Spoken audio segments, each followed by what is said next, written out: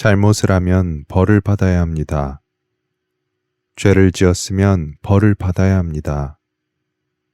하느님은 정의로우십니다. 인류의 첫 조상 아담과 하와는 하느님의 말씀에 불순종하였습니다. 불순종은 죄를 만들어내었고 그 불복종으로부터 끝없는 고통이 생겨났습니다.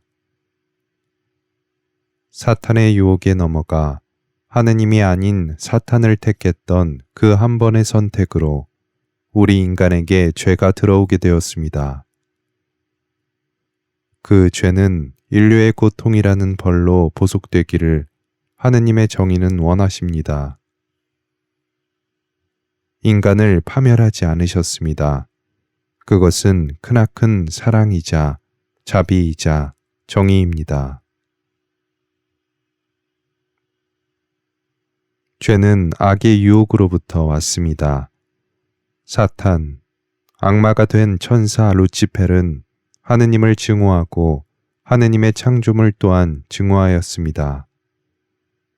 자신이 받게 된 영원한 벌을 인간 또한 받기를 원했습니다. 뱀은 유혹했습니다. 아담과 하와는 죄를 짓고 죄를 지은 인간에게서 은총과 정의의 내적 아름다움이 사라질 때 루치펠은 환호합니다. 천사인 자신이 받은 벌을 천사보다 열등한 피조물인 인간 역시도 당연히 자기와 같이 영원한 벌을 받으리라 기대합니다. 아담과 하와는 낙원에서 쫓겨납니다. 죽음이 생겼습니다. 하지만 영원한 추방이 아니었습니다. 죄인이 만약 깊이 통회하고 보속한다면 죄를 용서받을 수 있다는 희망의 시간을 하느님께서 허락하신 것입니다. 그 순간 아담과 하와는 하느님과 다시 친교를 맺었으며 하느님의 아름다운 은총이 다시 그들에게 주어졌습니다. 루치펠은 경악합니다. 하느님께서는 사탄인 뱀에게 모욕적인 판결을 안겨주십니다. 나는 너를 여인과 원수가 되게 하리라. 너의 후손을 여인의 후손과 원수가 되게 하리라. 너는 그 발꿈치를 물려고 하다가 도리어 여인의 후손에게 너의 머리를 밟히리라. 하와에게도 아담에게도 선고를 내리셨습니다. 그러고 나서 하느님께서는 하느님을 배신하고 죄지은 사람과 그의 아내에게 가죽옷을 만들어 입혀주셨습니다. 하느님께서는 우리 인간들에게 완전한 파멸을 선고하시지 않으시고 용서해 주시고 화해의 기회를 주셨습니다. 자비로우면서 정의로운 판결이었습니다. 그러나 우리 인간 생각에서는 열매 하나 따먹은 것이 도대체 무슨 그리 큰 죄인가 하는 생각이 들기도 합니다. 여기서 우리가 생각하는 아담과 하와의 모습은 우리와 비슷한 인간으로 생각되겠지만 사실 그렇지 않습니다. 아담과 하와는 이런 비참한 모습이 아니었습니다. 죄 속에서 허우적거린 지 너무 오래되어서 우리는 우리의 조상을 상상하기가 참으로 어렵습니다. 그런 아름다운 피조물을 우리는 본 적도 없고 본다 하더라도 무엇이 아름다움이고 비참인지도 몰라서 상상조차도 할 줄 모릅니다. 하도 비참 속에 있어서 비참인 줄도 모르고 비참하다고 말하면 아니라고 부정하기 바쁜 참으로 비참한 인간이기에 아담과 하와는 하느님의 모상으로 만들어졌고 천사보다 조금 못한 완전에 가까운 피조물이었습니다. 육체를 지녔을 뿐 영적인 거룩한 피조물이었습니다. 생각해 보십시오. 죽음이 없는 영원한 존재였으니 죄를 지어 죽음이 생겼어도 1000년 가까이를 살았으니 말입니다. 그 정도로 엄청난 은총을 받았으니 우리 지금 이 모습과는 너무나 큰 차이가 있습니다. 하느님의 아들과 딸과 같이 하느님과 직접 얘기를 나누고 사랑을 나누었던 그 아담과 하와가 사탄의 말을 듣고 하느님께서 절대 하지 말라고 했던 것을 합니다. 불순종합니다. 교만이 들어옵니다. 그것은 하느님이 아닌 사탄을 택한 것입니다. 아담과 하와는 육체를 가졌지만 영의 존재였습니다. 육체의 불순종만이 아닌 오히려 영의 불순종이었습니다.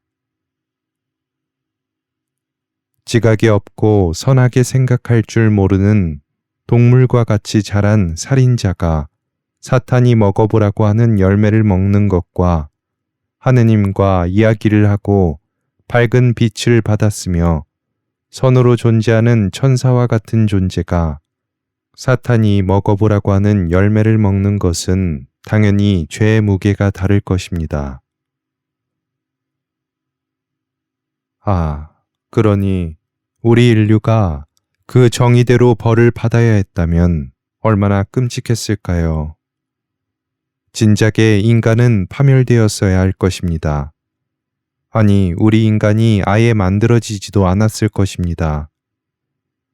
창조자에게 감사할 줄 모르고 오히려 반기를 들고 창조자를 증오하고 서로 미워하고 죽이는 피조물을 만들 이유는 없으리라 생각됩니다. 그런데 그 불순종에 대하여 하느님의 아드님께서 직접 벌을 받겠다고 하셨습니다. 하느님께서 직접 우리가 지은 죄를 비참한 인간의 육체를 입고 보속하셨습니다. 하느님께서 도대체 왜 그렇게까지 고통을 겪으셔야 하는 걸까요? 분명 하느님께서는 완전하시기에 인간이 필요하지 않으십니다. 그런데 도대체 우리 인간이 무엇이기에 전능하신 창조주께서는 비참한 육체까지 가져가시면서 왜 고통을 겪으셔야 했나요? 오직 인간을 위한 당신의 사랑 때문에, 오직 그 사랑 때문에 우리 인간을 구원하고 싶어 하십니다. 이런 이유로 하느님께서는 우리가 자녀로서 하느님께 의지하고 하느님의 사랑을 받아들이기를 희망하시면서 우리의 죄를 못 본 채 하시며 끝없이 인내해 주십니다. 우리는 가끔 삶이 너무 비참하게 느껴지고 고통스럽게 느껴질 때면 하와 그 여자만 아니었더라면 하고 원망을 할 때가 있습니다. 그러나 우리는 아담과 하와보다 당연히 낫지 않습니다. 오히려 더한 죄를 지어 죄를 더하면 더했지 정당한 벌을 받을 줄도 보속을 할 줄도 모릅니다. 그러니 누가 보속을 할 수 있겠습니까? 인류가 지은 그 거대한 죄를, 그 무한한 죄를 누가 보속을 할 수 있겠습니까? 그 위대하고 거룩한 성인들의 보속도 인간이 할 수 있는 범위의 보속입니다. 인류의 죄를 보속하기에는 한정적입니다. 무한한 보속이 필요한 것이고 그에 대하여 하느님께서 직접 성자 예수님을 통하여 보속을 하신 것입니다. 예수님께서는 겪으셔야 하는 고통에 대하여 제자들에게 이렇게 설명하셨습니다. 천사적인 정신에서 루치펠은 불복종했고 생명을 주던 영에서의 아담도 불복종했다. 항상 하느님께 대한 불복종의 죄였고 인류의 마지막 사람에 이르기까지 언제나 하느님께 대한 불복종의 죄일 전형적인 의미의 죄 자체를 지우기 위해서이다. 즉, 영혼의 무한한 보속이 필요했고 이는 인간이 할 수 없는 범위의 보속인데 아담과 하와가 불순종으로 지은 죄를 하느님 뜻을 모르고 은총을 잃은 인간이 아닌 정결하고 완전한 새 아담과 새 하와의 순종으로 보속해야만 죄에 대한 벌이 완성되는 것입니다.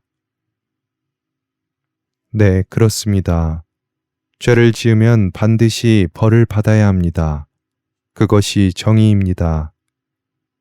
하느님께서는 전능하시기에 반드시 정의는 지켜지고 지켜져야만 합니다.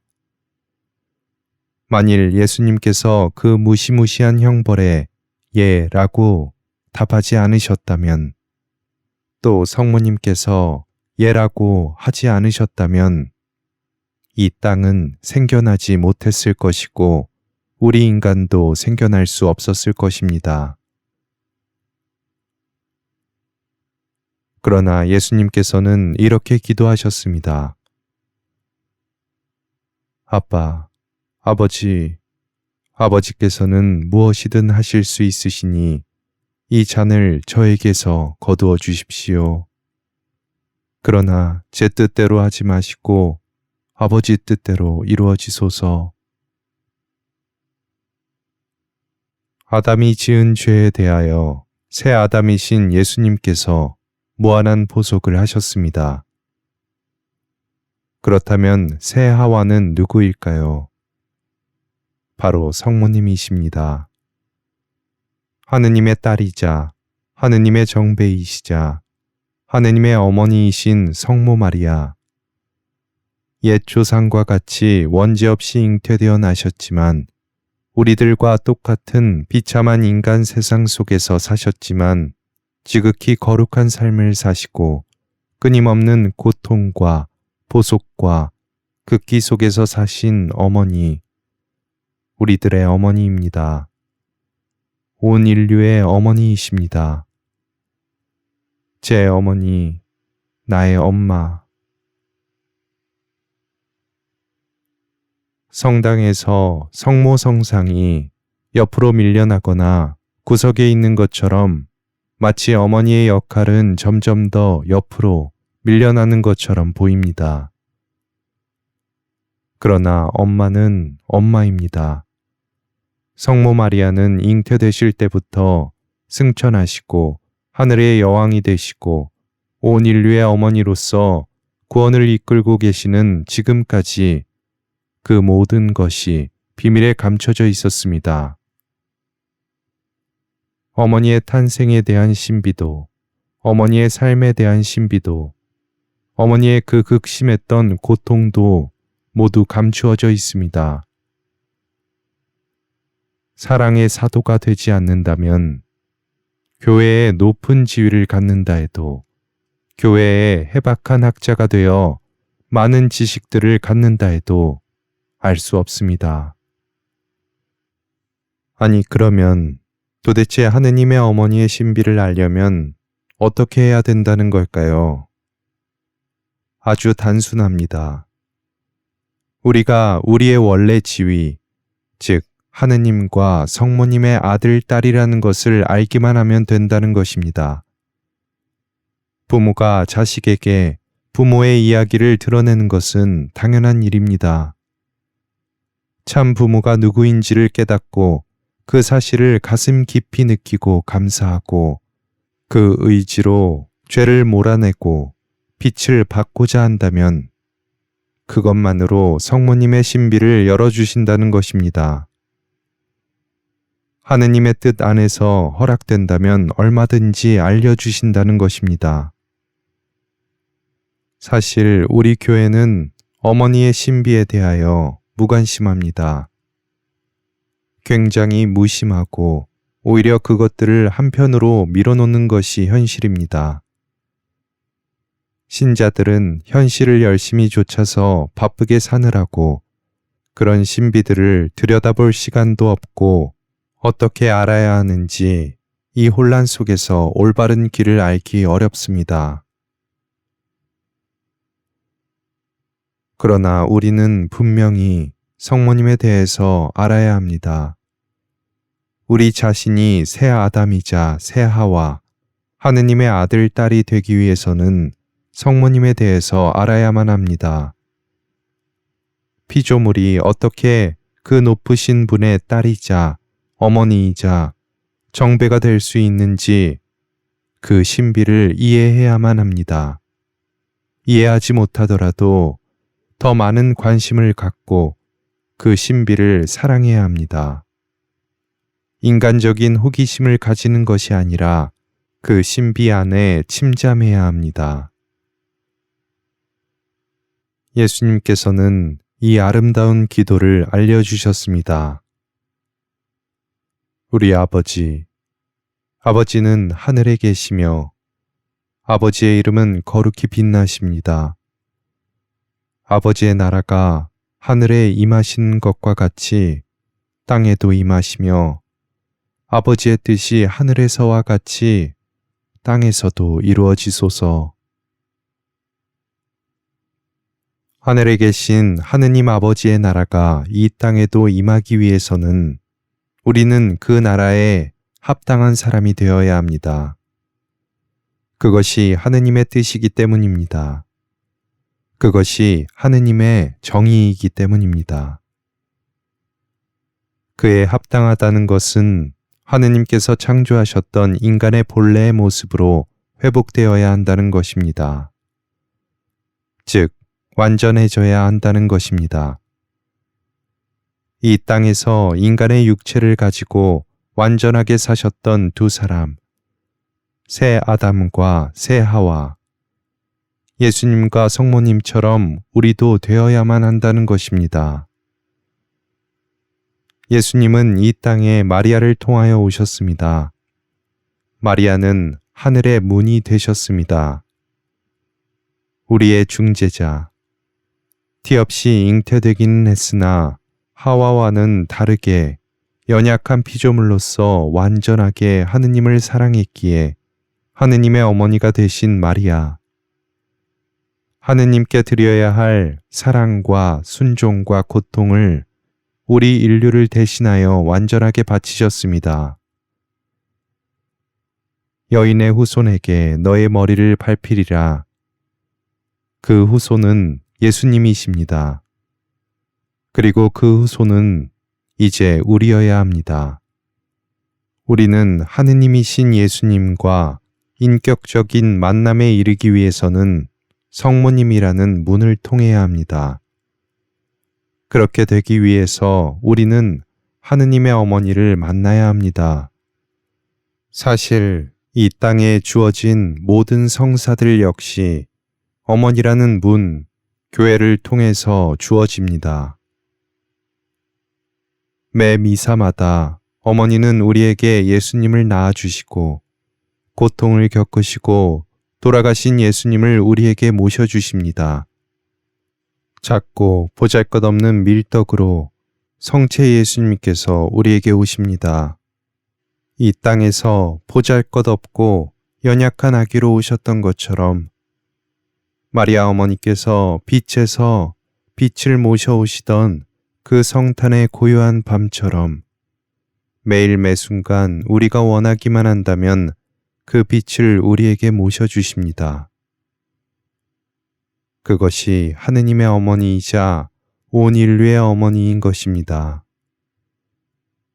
그것이 엄마입니다. 나의 엄마입니다. 티 없이 깨끗하신 성모님께서 우리를 새로이 잉태하셔야 합니다. 아기 예수님을 낳으셨던 것처럼 우리를 이 땅에서 새로이 낳아주셔야 합니다. 어머니께서 그렇게 하실 수 있으려면 우리는 우리 자신을 완전하게 어머니께 맡겨야 합니다. 나의 자아를, 나의 모든 교만, 이기심, 질투, 탐욕, 탐식, 무절제, 무질서, 게으름, 음란, 인색, 분노, 그리고 나의 뜻, 도무지 없어지지 않는 나의 뜻을 어머니의 사랑의 불꽃으로, 사랑의 화염으로 불태워 없애주시라고 눈물로 청해야 합니다. 엄마한테 나를 부수어 달라고 청하고 엄마의 고통을, 예수님의 고통을 나누어 달라고 청합시다. 엄마의 품에 안기어 하느님께로, 예수님께로 나아갑시다. 어머니의 넘치는 영적인 젖을 먹으며 어머니께 배웁시다. 오늘 2022년 마지막 날에 베네딕토 16세 교황님께서 선종하셨습니다. 2023년 1월 1일 천주의 성모 마리아 대축일 온 인류가 어머니라는 문을 통하여 새 시대로 나아갑니다. 재림의 준비로 분주해야 하는 시대입니다. 그것은 두려워하거나 단순한 인간적인 호기심으로 인한 분주함이 아니라 완전한 사랑으로 나아가기 위하여 준비해야 하는 때이며 어느 때보다 세속과 나 자신을 하찮게 여기고 정결과 사랑의 길을 걸으며 죄에 대한 완전한 해방을 앞두고 있음을 기뻐해야 하는 때입니다. 이제는 우리가 예수님의 어머니가 되어드려야 합니다. 번민하고 고통받으시고 인류를 위하여 죽기에 이르도록 사랑하신 예수님의 어머니가 되어야 합니다. 베네딕토 16세 교황님, 온 인류가 새 시대를 맞이합니다. 교회가 진리 안에 굳건할 수 있도록 빌어주소서. 어머니를 지극히 사랑하셨던 성 요한 바오로 2세 교황님, 교회에 부족한 그 사랑을 채워주소서.